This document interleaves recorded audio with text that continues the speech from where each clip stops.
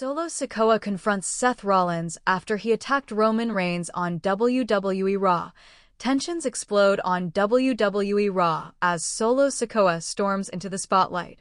Confronting Seth Rollins just days after Rollins' shocking attack on Roman Reigns, is the Bloodline finally striking back? In this explosive WWE backstage moment, Sikoa makes it clear that Seth Rollins' betrayal won't go unanswered. What starts as a war of words turns into a chilling warning, and maybe even a new chapter in the Bloodline saga. Will Solo step up as Roman Reigns recovers? Or is this the beginning of the end for Seth Rollins? Expect intense storytelling, deep character drama, and a confrontation that could shake up the entire WWE universe. The arena lights had barely dimmed from the aftermath of last week's carnage, but the tremors of betrayal were still echoing through every corridor of WWE RAW. Fans weren't just stunned, they were furious, confused, desperate for answers. And at the center of it all stood one man. Seth Rollins. The visionary. The architect. The man who shocked the entire WWE universe by launching a calculated and brutal attack on Roman Reigns, the tribal chief, on live television. It wasn't just a beatdown. It was a declaration of war, but what Seth didn't count on was Sikoa. The WWE production crew scrambled backstage. Whispers turned into roars. Rumors were swirling that Solo had arrived at the arena hours earlier, completely silent, hood up, jaw clenched. He hadn't spoken to anyone. Not Paul Heyman. Not the Usos. Not even security. His presence was quiet but volcanic. It was the silence before a storm. He wasn't here to cut a promo. He wasn't here to play politics. He was here because someone had touched his family. Seth Rollins had crossed a line. No, the line. He didn't just attack Roman Reigns. He humiliated him. On his knees, blood trailing from his mouth, Roman Reigns lay battered in front of millions of viewers after Seth drove a steel chair across his back in a move eerily reminiscent of Rollins' original betrayal of the Shield a decade ago. It was poetic. It was vicious. And it left the WWE universe with one question burning hotter than any other. Who's going to retaliate? The answer revealed itself just hours before Raw went live, as security footage leaked online. Sikoa, surrounded by black SUVs, stepped out in full Bloodline regalia, red beads, leather vest, intensity in his eyes. The fans hadn't seen him in weeks. Whispers suggested he'd been biding his time, waiting for Roman's blessing to act. But now? The leash was off. Backstage at Raw, there was an unease in the air. Seth Rollins, walking confidently with the World Heavyweight Championship slung over his shoulder, had just finished cutting a promo about his legacy, claiming he was carving a new path that no longer needs to kneel before a tribal chief. It was a clear jab. And as he turned the corner heading back toward his locker room, that's when it happened. The hallway lights seemed to dim as Sikoa emerged from the shadows like a ghost from the Island of Vengeance. No pyro. No theme music. Just silence and an intensity that could crush stone. Rollins stopped dead in his tracks. The grin faded. The championship on his shoulder suddenly felt like a target. The cameras caught every second. Solo stepped forward slowly, each footfall echoing like a drumbeat of war. He didn't blink. He didn't breathe. And then he spoke. "You messed up," Solo growled, voice low, guttural, more animal than man. "You didn't just beat Roman. You disrespected him. You spit on everything we built." Seth's face was unreadable. Maybe it was arrogance. Maybe it was fear. Maybe it was both. He took a half step forward, raising his chin defiantly. "And what? You gonna finish what he couldn't?"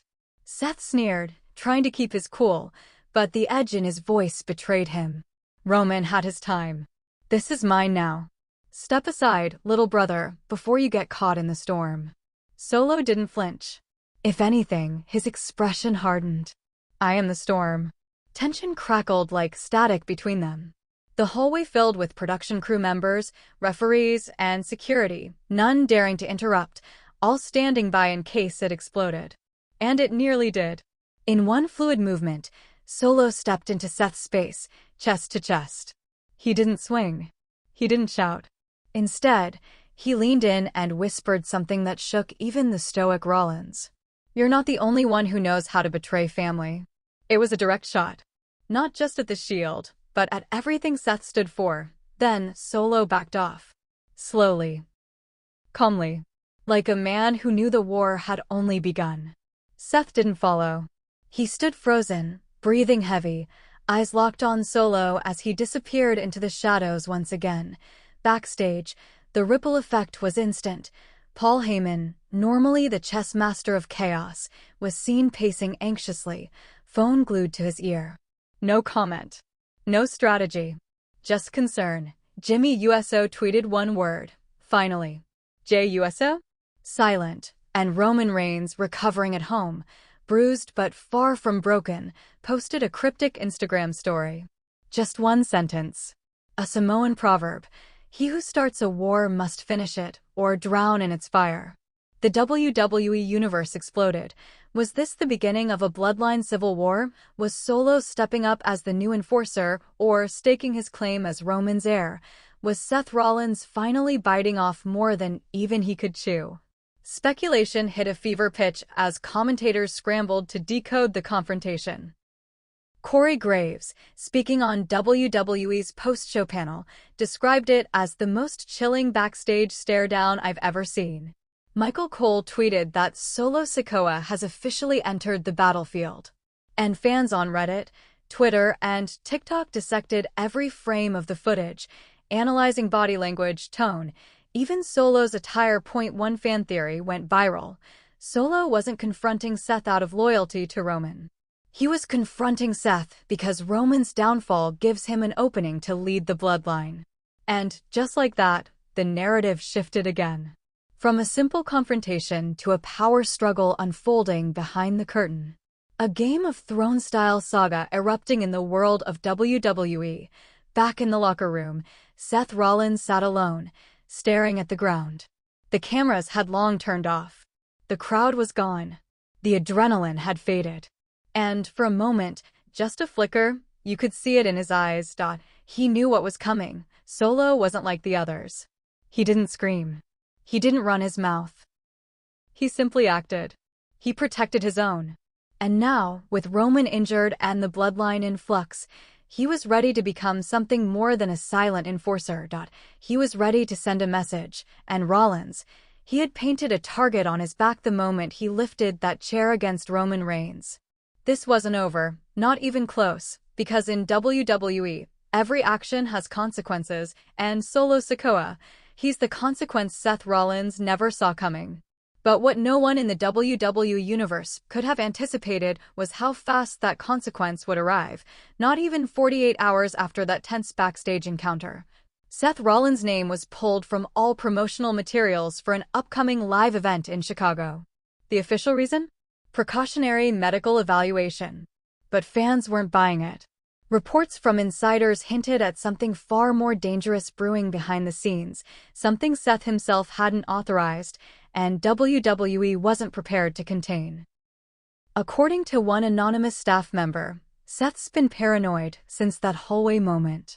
He's not saying it out loud, but he's watching his back more than usual. He's smart.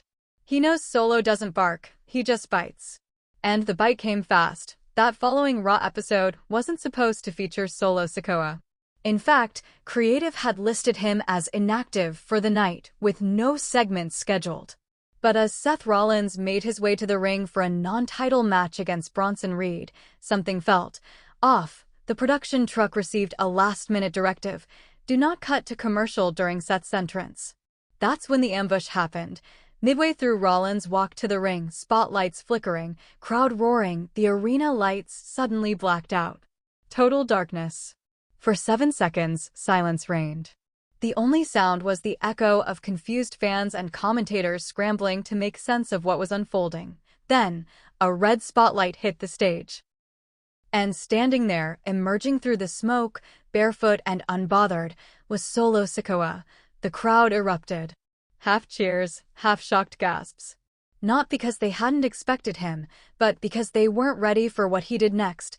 Solo didn't walk to the ring. He sprinted, like a man possessed. Seth barely had time to drop the title before Solo smashed into him like a freight train. No bells. No introductions. No security. It was savage. Blow after blow. Samoan spike to the throat. Spinebuster onto the steel ramp. Then, Solo dragged Seth limp, coughing, barely able to speak, down the ramp and rolled him into the ring. And then, the chair, poetic justice. Solo slid a steel chair into the ring, the same kind Seth had used to take down Roman Reigns. He placed it in the center, slowly, deliberately. Then he hoisted Seth to his feet, and for the first time that night, the camera caught his face, stoic, cold, deadly.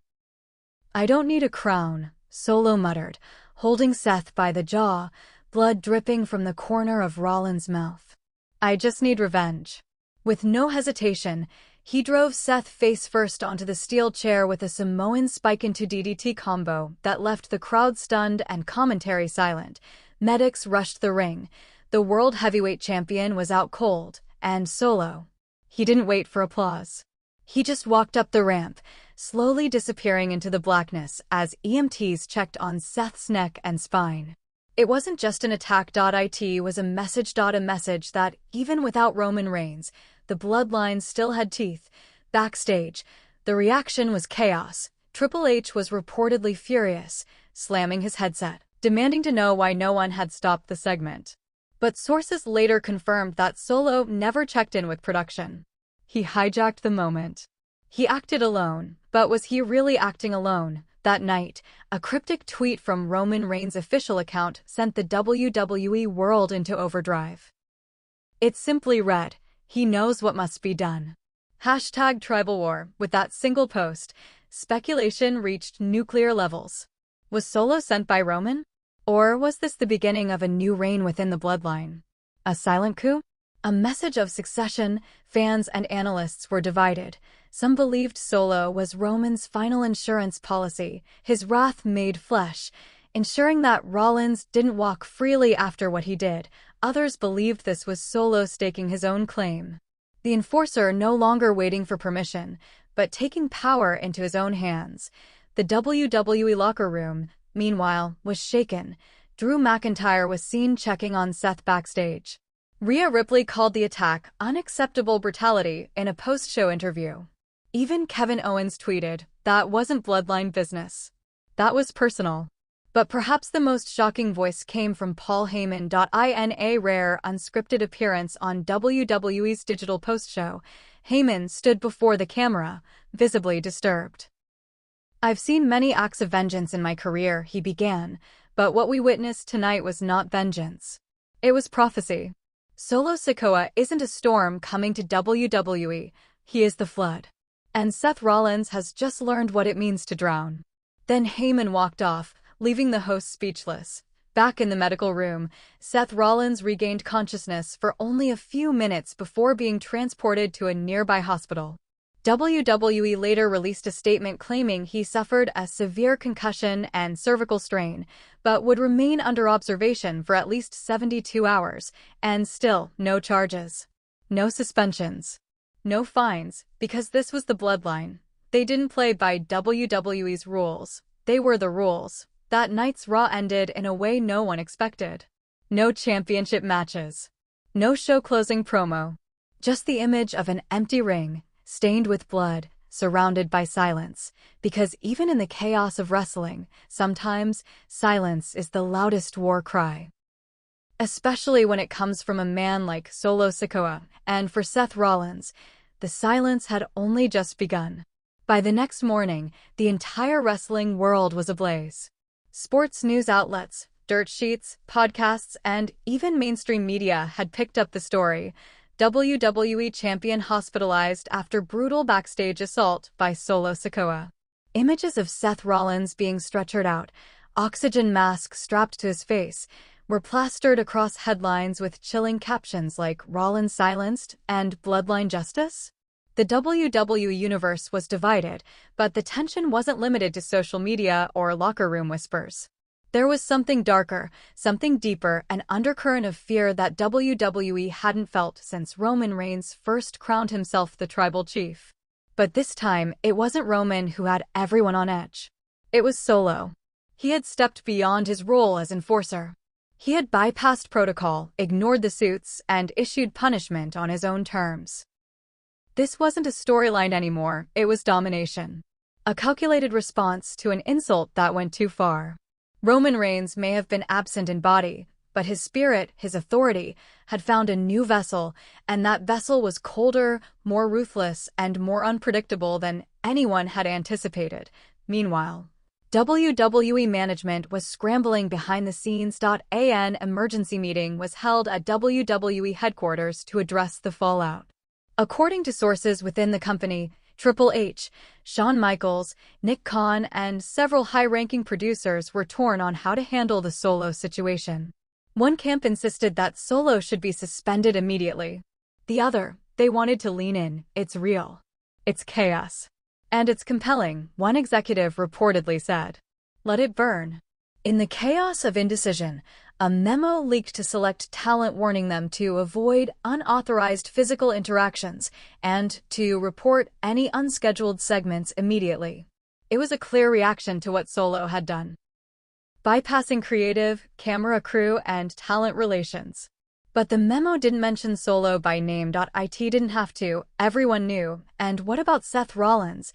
3 days after the attack, fans waited anxiously outside the hospital in Los Angeles, where Rollins was being treated. Paparazzi captured blurry shots of Becky Lynch leaving the facility, her face pale and strained. She had declined all interviews. A bodyguard reportedly blocked reporters and fans alike, only stating that Mr. Rollins is stable but sedated. But the silence from Seth's camp only intensified the mystery. Why hadn't he responded? Why hadn't WWE released a video update? Then, late that night, a grainy voicemail leaked to the press, a message left on Roman Reigns' private line. No one knew who released it, but it spread like wildfire. The audio was short, distorted, but the voice was unmistakably Seth Rollins. You started something you can't finish, Roman. I know you're watching. You think sending your dog after me is gonna stop what I built? You should have finished me when you had the chance. Then the line went dead. If anyone thought Rollins would back down after being hospitalized, they were wrong. The message had been received. Roman Reigns was silent, but Solo Sikoa. He responded within hours. WWE posted a 90-second exclusive on their YouTube channel. No music, no graphics, just a handheld phone recording from an anonymous WWE crew member. It showed Solo sitting alone in a dark hallway, hoodie up, staring into the camera with cold intensity. Seth, he began, his voice gravel, low and deliberate. You talk too much. A pause. Roman doesn't need to speak.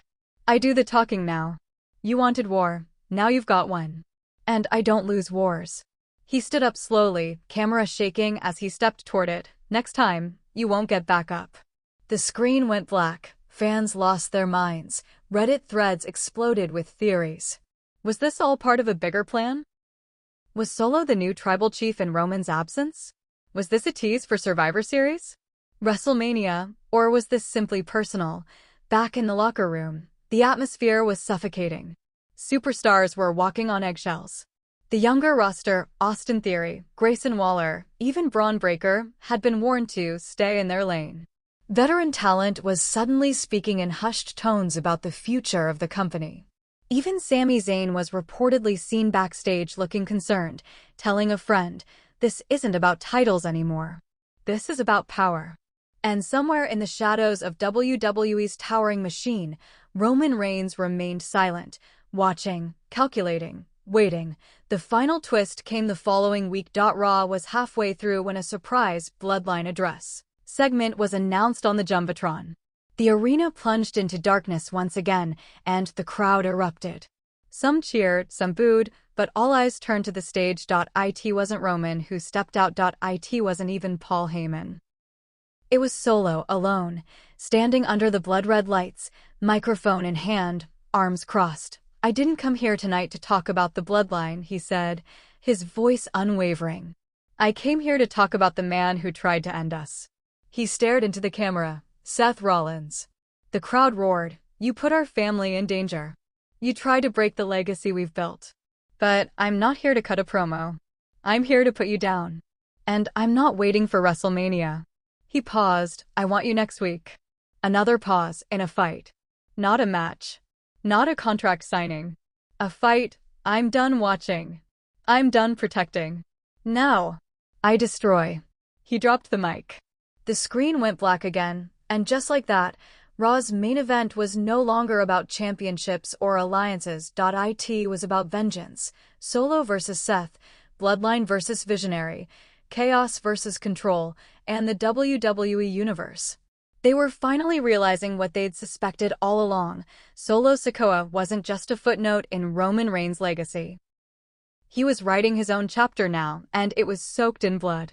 The following week arrived like a storm cloud over the WWE Universe. Ominous, unpredictable, and charged with electricity. From the moment Raw went on the air, it was clear something was different.